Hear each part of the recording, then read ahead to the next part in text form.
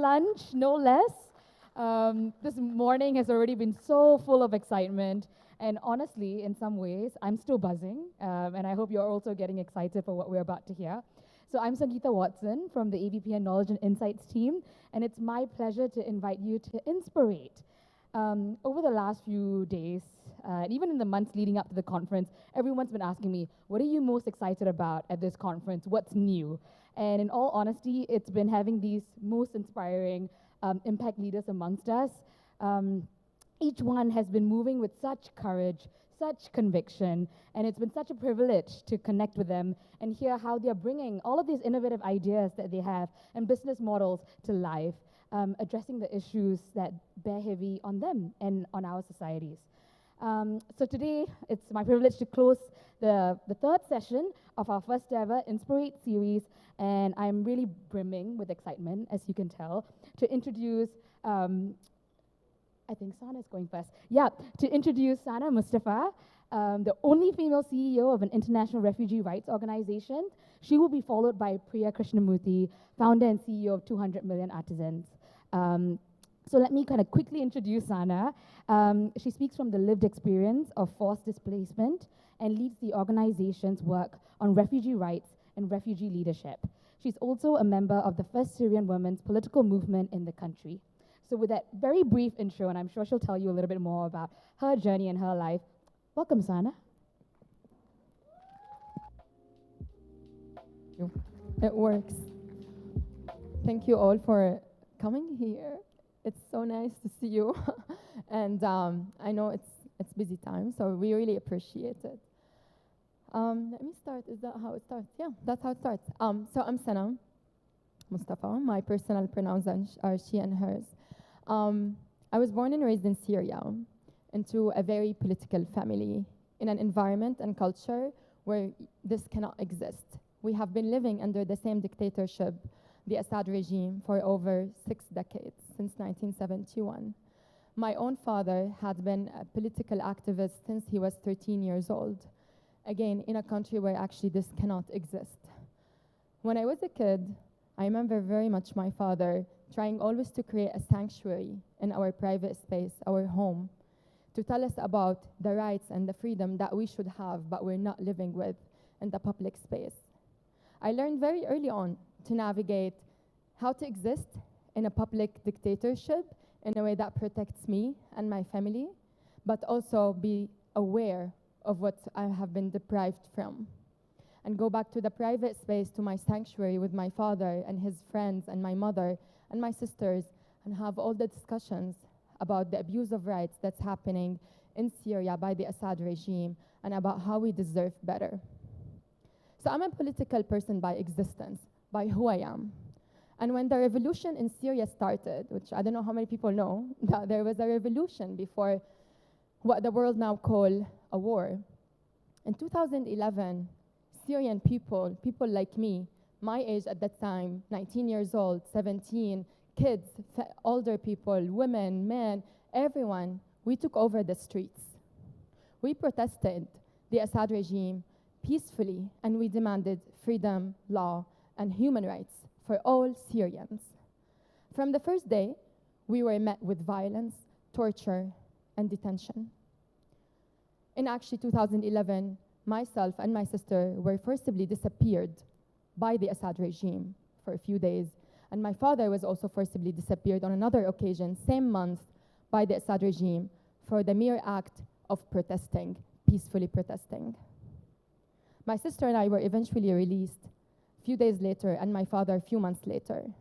At some point, my mom and my younger sister had 3 people in their families forcibly disappeared, not detained, disappeared, kidnapped by our own government. And that experience for me, if I had any fear that was left in me from knowing about this dictatorship, it was gone. We were released, and I had already seen what were reading about and hearing the stories about the torture and the horror of the Assad regime detention centers, disappearance centers. So when we were released in 2011, we took over the streets again. And we continued to protest and organize, demanding human rights for ourselves and for other Syrians. And that led into my father being again forcibly disappeared in 2013. On July 2nd, 2013, my father was forcibly disappeared. This is my father.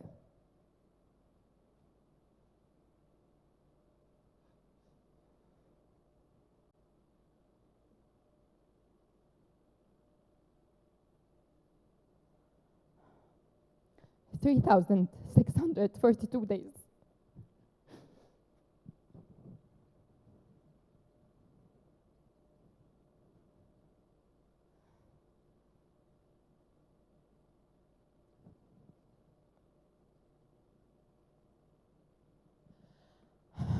We don't know if he's alive or dead. I don't know if it's a he, he was. We don't know his whereabouts. He was basically kidnapped by the Assad regime. Alongside over 100,050 Syrians who've been forcibly disappeared, men, women, children. And as a result of my father's forced disappearance, my sister, my mom, and myself had to flee the country. And I got refuge in the United States alone, and my sisters and my mom had their own journey between Turkey, then to Germany and Canada. So now the four of us are scattered around the world because refugee laws don't allow us to come together. The rest of the family is still in Syria, and we are still waiting for my father. When I arrived to the United States, I was 22 years old at the time, and I naively thought that I'm arriving to democracy, to a country where there are better rights for all of us. And when I arrived, actually, I was just faced with a whole other realities around being a refugee. What does it mean to exist? About being in the US as a brown woman, as a Muslim woman, as a queer woman, and all these not identities, these realities of existence shaped immediately my awareness into the new environment that I'm in. And I immediately realized that my fight is not over when I left Syria. Actually, my fight just started again, and now it's not only about the Assad regime oppressive systems, it's about the multi-layered systems of oppression, from racism to classism to sexism to the colonialism that we're living in. And that made me aware that the only tools I have at the time when I lost my family, my home, my father, is I had two things: the values and the ethics that my father, my mom, and the Syrian revolution planted in me, and my voice. And no one can take these two things away from me.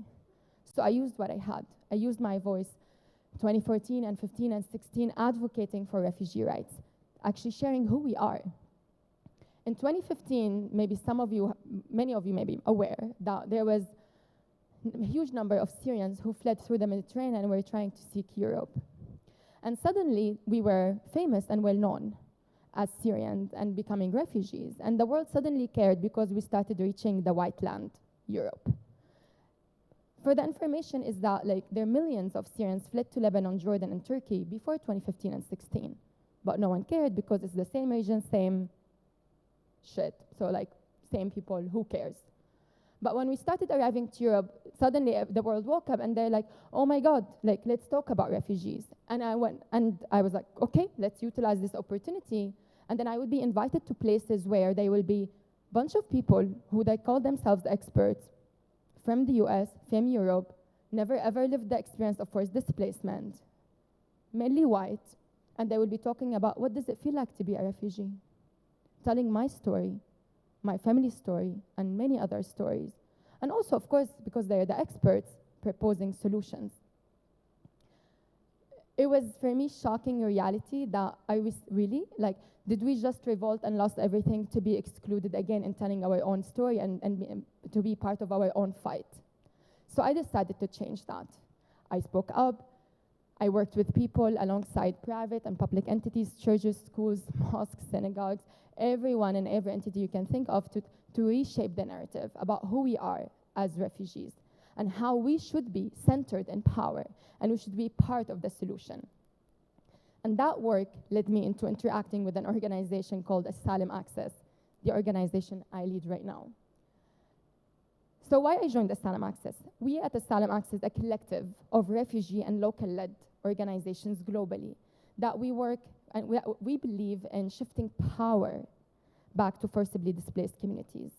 And we do that in two ways. The first way is through shifting and promoting and realizing rights for refugees. I know if I did not have the right to exist legally in the US, the right to work, my rights at work, the right to pursue my education, I would simply not be here. Food and shelter would not get me here. Maybe it will get me here, it would have gotten me here to be a poster child to tell an inspiring story. But it would have not gotten me here to tell you solutions that we've created for the issue. I believe in rights and asylum access, we all do too. And we know that persons who've experienced forced displacement, who flee to Malaysia, to Thailand, to Mexico, to Lebanon, to Egypt, to Uganda, to Colombia, all deserve rights. And they deserve to know the rights, they deserve to use the right, and they deserve to shape the rights in their new environments. And that's what we do at Asylum Access now. We work with individuals, we work with communities, we work with families, we work with the governments, we work with allies and partners to ensure that if you're detained, we free you from detention. If you have the right for asylum, we're gonna represent you for the right for asylum. You're gonna work anyway. You know that, whether you have the right to work or not, that's how it works. People are gonna work anyway. So we wanna make sure that if they get work and exploited, we're gonna go and defend that. We're gonna make sure that they have access to education and healthcare, even when many barriers say they don't have access to it. So we fight for rights. We are a rights-based organization. And we have learned and seen firsthand from all our experiences that nothing gets people out of desperate situation but rights. And we do that with dignity. And that's for us, and for me personally, one of the major reasons I joined the organization 3 years ago. The other way we shift power to forcibly displaced community was through my own experience of trying to understand what gives people power. And in my movement, what gives people power, mainly two things: skin color and money. And I was like, okay, we can't change the skin color much, but we can change the money. We can change where the money is going. And we decided to change that.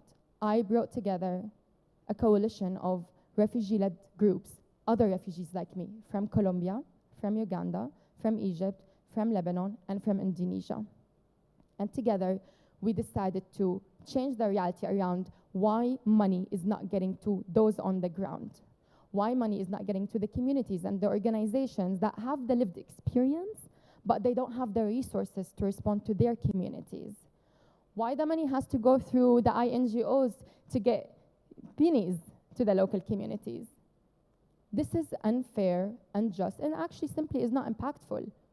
If you think about it, the UN Refugee Convention, I'm not sure how many people are familiar with that, but basically it's the convention that governs refugees, the global convention. From 1951, first, it was constructed and built by white men in Geneva and New York in 1951 without any inclusion of refugees. So the system that governs my existence and 86 million others is not designed by us for us. And that convention has really centered power in the global north, whereas the majority of us, forcibly displaced persons, live in the global majority, not in the global north. And those actors have been receiving billions of dollars to come up with solutions for our rights, while we still have people who live, the majority of refugees live in camps without access to basic rights. So we're like, maybe it's about time to invest in someone else. If there is no other reason, no moral, no success, no ethical reason to why to invest in the communities themselves, if we look at it from a business case, maybe it's worthwhile investing in someone else. So we created a fund.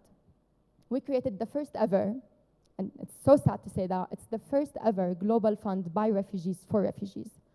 And what we do in this fund is that we collect money. We go and talk to donors and be like, why you should directly resource refugees. And we collect this money and we redistribute it through an open, inclusive, participatory, grant-making way to the communities on the ground. The communities that don't have registration, the communities that don't have bank accounts, but the communities who are doing the work anyway for their communities. And we make sure they are resourced, and then we make sure they're registered, they have the bank account, and they have all the capacity they need to thrive and build this movement. So through the combination of rights and resources, we make sure that we are building dignified, long-term solutions for forcibly displaced communities when that moves us into us being in power and being able to shape our own realities. And this is where we are today. I'm here also to invite you all across movements to really think internally, how are we centering power and shifting power back to the communities that we're serving and we're working with? How are we existing? And to remember that everything is political, and we are all come from this political background. We are political by existence, and I'm very grateful for Nena and for the AVPN community to bring us here to start these conversations, and I welcome all partnerships after here. Thank you all.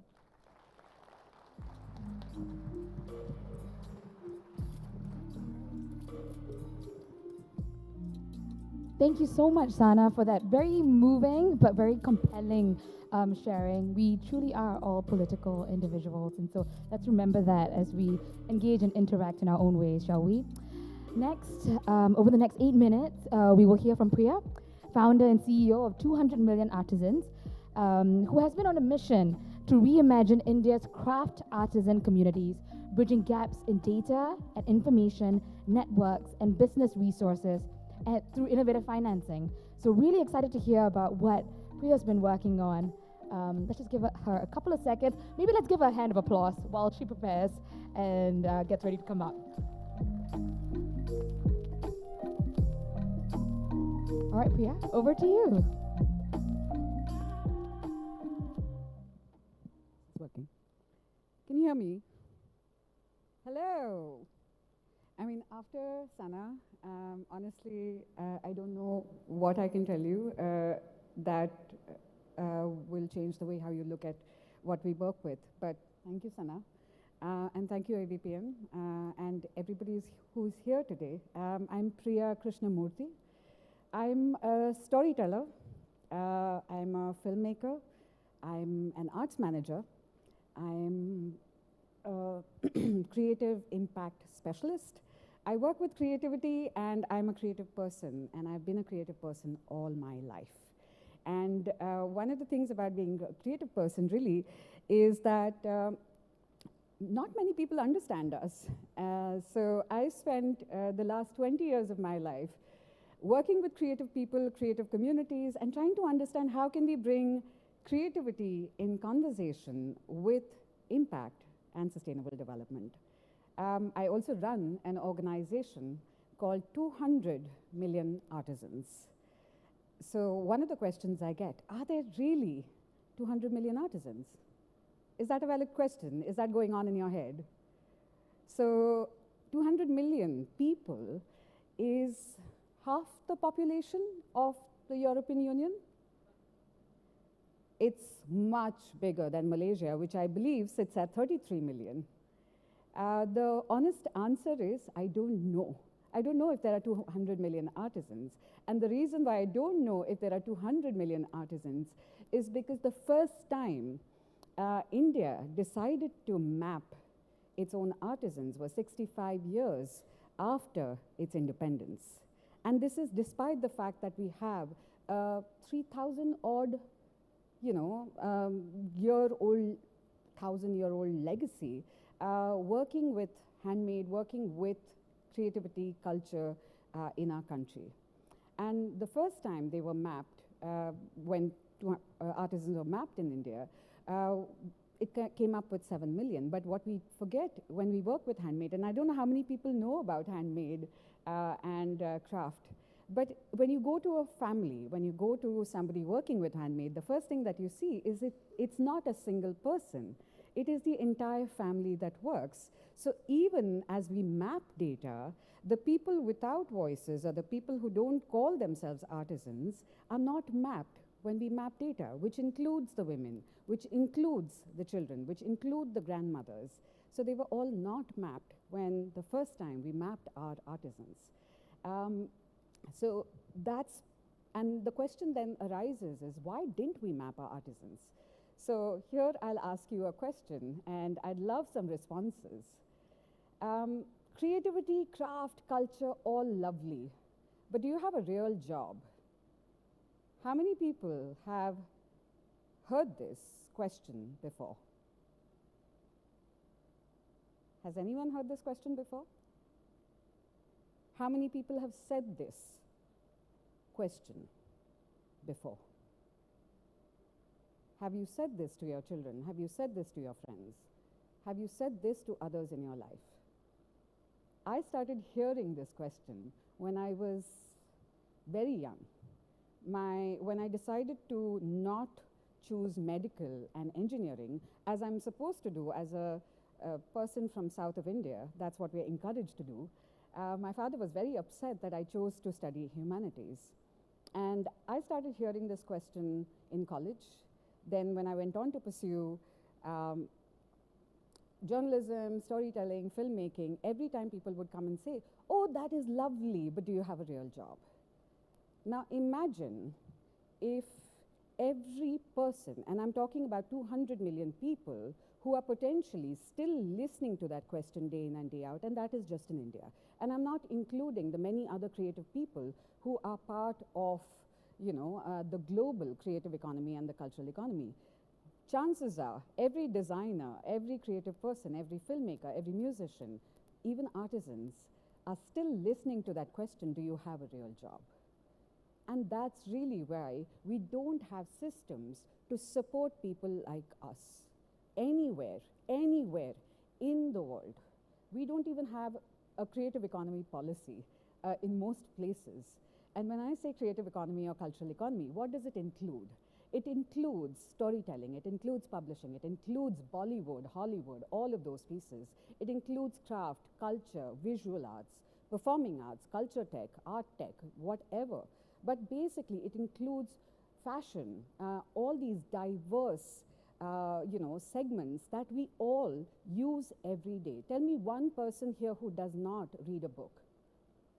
Is there a person who does not read a book? Is there a person who does not listen to music? Is there a person who does not want to wear something as your identity, choose clothes to build out your identity? Have you thought about who are the people who build out and give that pleasure to you and create that balance and centeredness in your life? Have you ever thought of the people who create all of this? I am one of them. And those 200 million people in my country, and perhaps a lot more, are people who create that value in your lives. But we are never recognized. Is there anyone, I don't know if funders are around, but have you come across any creativity-led portfolio in this conference? A conference, a funding portfolio that talks about how creativity and creativity-led solutions can create impact. If my mother doesn't believe me, why would you? And I'm here because I can speak the language that you understand. Those 200 million people speak in 10,000 dialects. And I'm here after many years because I speak your language. I'm not here because I'm championing creativity. I'm championing impact. I can speak SDGs. That's why I'm here.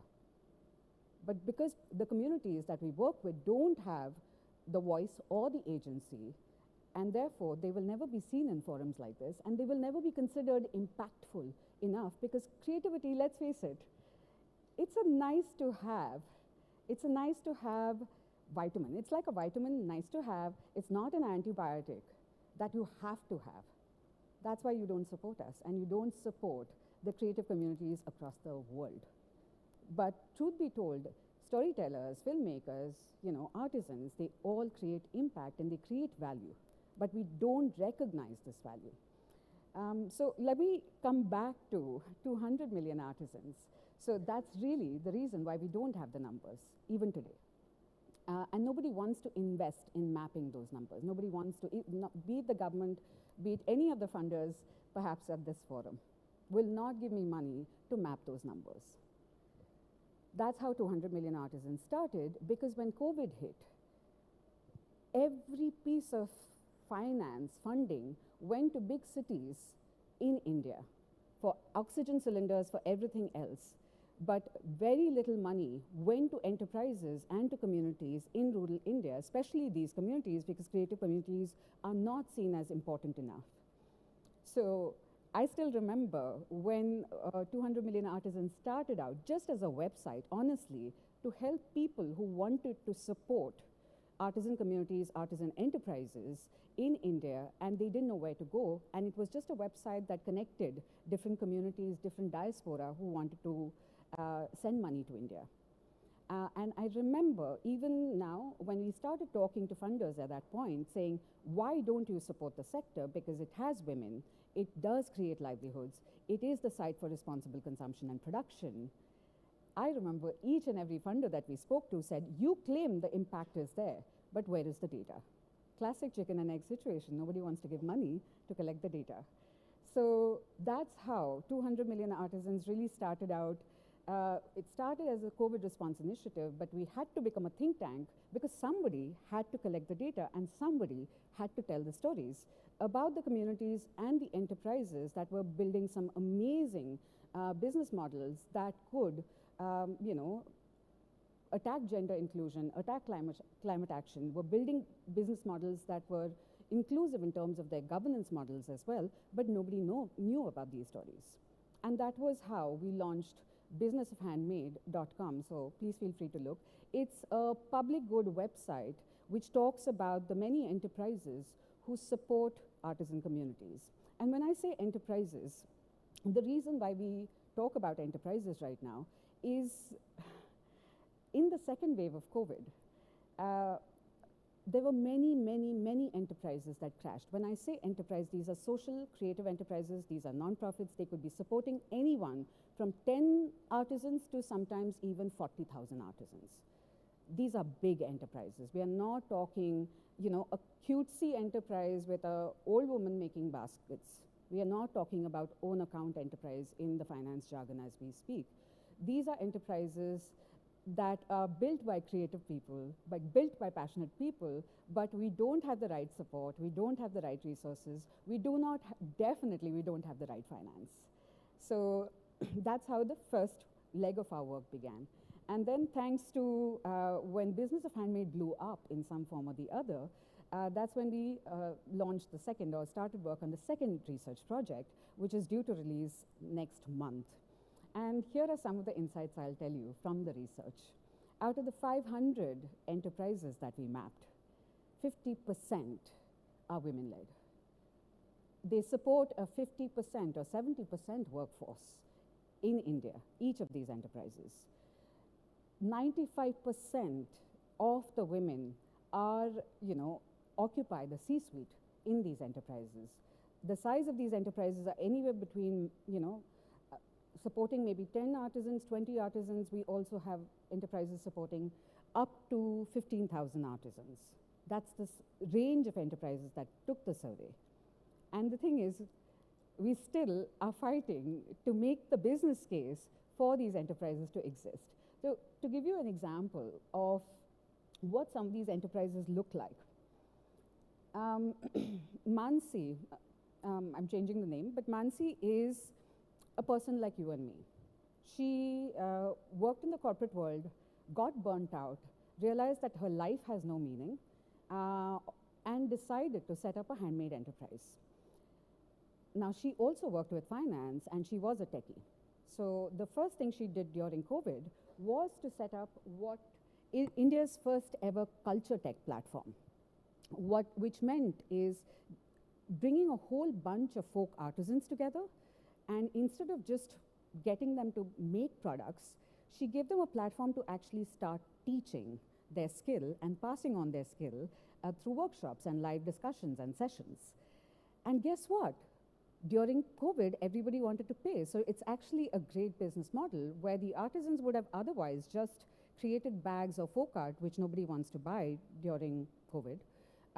But now they are using their skills and actually creating workshops and discussions for people like us to learn new forms of art. Now she's sitting at 50, about 300 artisans. She wants money, she wants information, she wants how she can scale her business, she wants information around all of this, trends, so on and so forth, and wants to scale to about 1,000 artisans in the next 1 month. But she has no access to data. There is no place where information about this sector is aggregated anywhere. There are no trend reports. There is no finance reports. We don't even know how many enterprises operate in this sector. And that's where 200 million artisans comes in through our knowledge pathway. We create information, we put out information, and it's all publicly available. And we have partners here who also support us in disseminating that information. Here's another challenge. So Sumati is a fashion entrepreneur. She works with artisans, very, very skilled artisans. When I say artisans, these are not, we don't see them as labor. Our report is showing, or our research is showing, that each and every enterprise that we saw, they actually consider these communities highly skilled. They are not just labor. So she's working with a whole bunch of karigars, as we call them. These karigars are then creating a beautiful fashion brand, but she needs access to markets. She's building a fashion brand, and she wants to become the next Sabyasachi or Hermes in the coming years. But she doesn't know how to access global markets. She doesn't know how to access finance. She doesn't know where to go for any of this information. And that's where we come in with a business support pathway, where we are customizing solutions and customizing support for a lot of these enterprises and giving them access to networks. And last but not the least, the big piece, the finance piece. So Sanjay is another entrepreneur, very interesting enterprise. He works with 5,000 women artisans right now. He wants to scale his business to 15,000 women artisans over the next few years. Challenges, and he supplies to IKEA. He's a B2B business. He supplies to IKEA, he supplies to Walmart, he supplies to all these guys, and it's a handmade basketry brand, climate friendly, all the good stuff. Challenges, every time he goes to an investor, the investor tells him, hey, how soon can you scale? Can you include tech in your business? Can you do this? Can you do that? You can't scale a business exponentially like you are scaling Uber or Airbnb.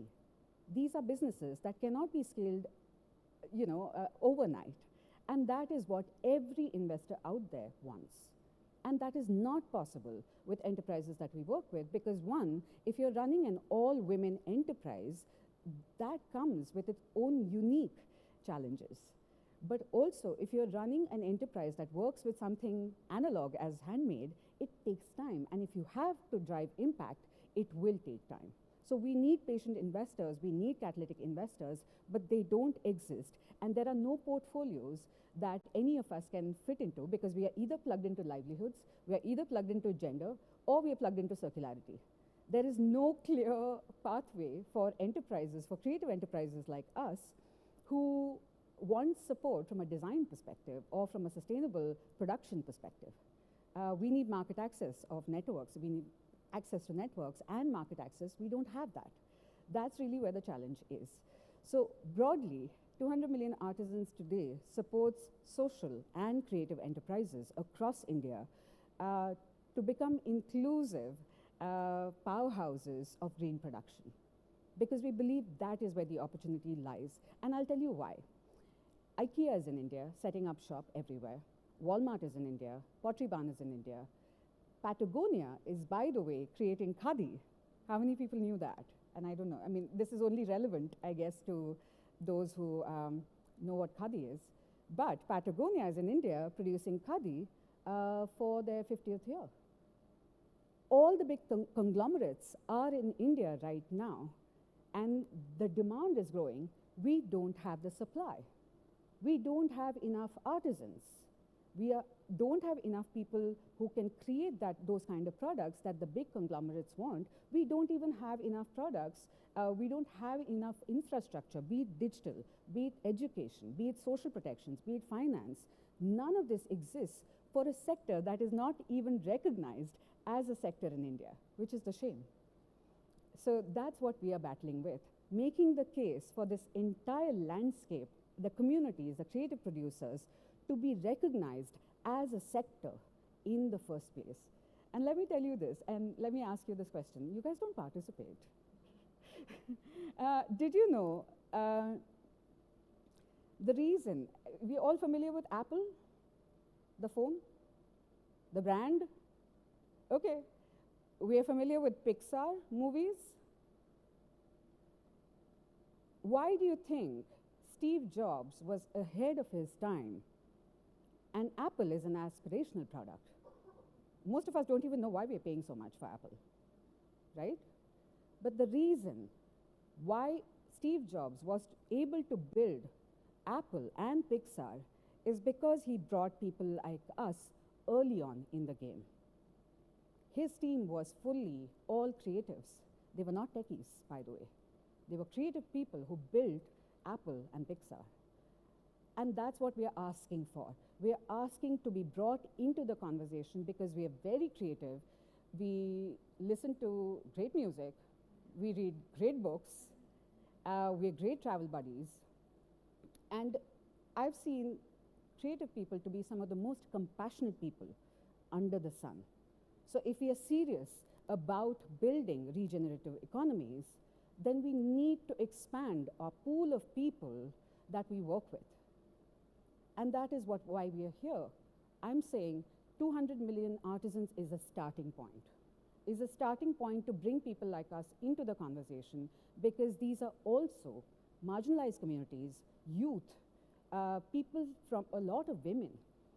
These are people with no access, no agency, and we need to start looking at our own creative communities, not just in India, in Malaysia, in Southeast Asia, Africa, in all these places. There are creative communities that are creating value for each one of us. Can we bring them into the conversation and give them a spot on the table? Thank you.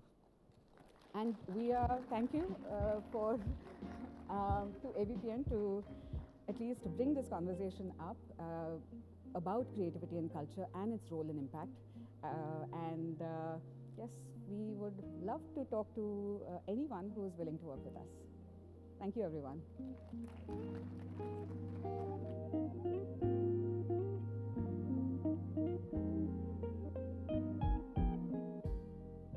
All right, thanks everyone for joining us.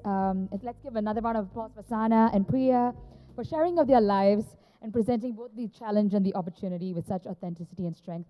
Please connect with them, and if you would like to connect with anyone else that you've heard from in the last 3 days, you know where to find us, so reach out to us and we'll make sure you can get connected with the people that you want to be with. So, see you around.